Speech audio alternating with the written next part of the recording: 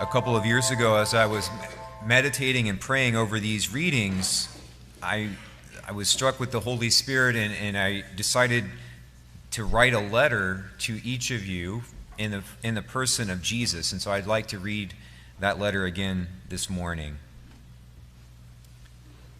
My friends, thank you for coming and celebrating my birthday today. I, like you, enjoy celebrating, and what we celebrate today is cause for much celebration because 2,000 years ago when I was born, people first began to realize that they were no longer in darkness, but that the light was attainable again. People began to realize that I had opened a way back for them into the garden of paradise. As my beloved friend and disciple wrote in his letter this morning, the people who walked in darkness have seen a great light. Although this is cause for much celebration, I want to write to you about something.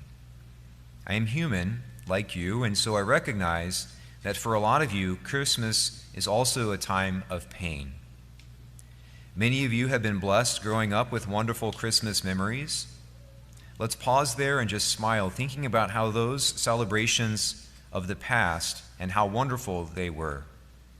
Know that in those past celebrations, I was there with you in the midst of your celebrations, and your joy brought great joy to me. But on this side of heaven, as we know, things can change. A lot of you are sitting here at Mass this morning with a sadness because if it were up to you, a certain person or group of people would still be with you this morning. Through the years, this congregation has lost brothers and sisters, husbands, wives, sons, and daughters. Some of you are sad this morning because you are separated from those who are still living but are not able to make it home for Christmas. Either way, whatever the cause of the separation, there is no pain like the separation of people who love each other. I want to say to you this morning that I walk with you in your sorrow. I would not say to you, move on or forget or time heals all wounds. I made you and I love you, and like Job's friends, I sit with you in the midst of your sadness. I've heard the expression, I'm just trying to make it through Christmas. For many of you, Christmas is a more intense reminder of who is not here. Precisely because past Christmases with loved ones and family were so joyous and so awesome, Christmas becomes not a time for celebration, but a time for being confronted by the grief and depression brought on by recalling the ghosts of Christmases past. As I said earlier, I would not tell you to stop being sad because I share your sadness. I made you from before time began. I am not a distant God who rules and commands from afar.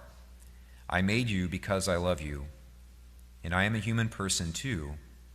You may recall my reaction when I received word that my good friend Lazarus had died. As my friend, the Apostle John wrote, I wept.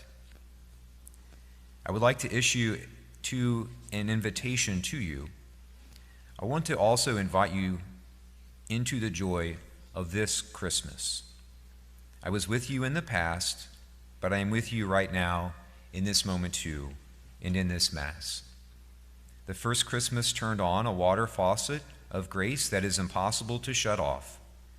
The water flows now continuously, and that water is my presence among you. I am flowing forth within all those who love me, bubbling up like a living stream overflowing, and so I am constantly being born and coming forth in this moment and in new ways. I loved you then, I love you now, and I will love you for all time. So let heaven and nature sing, let heaven and nature sing, because the people who walked in darkness have seen a great light. Love, your friend, Jesus.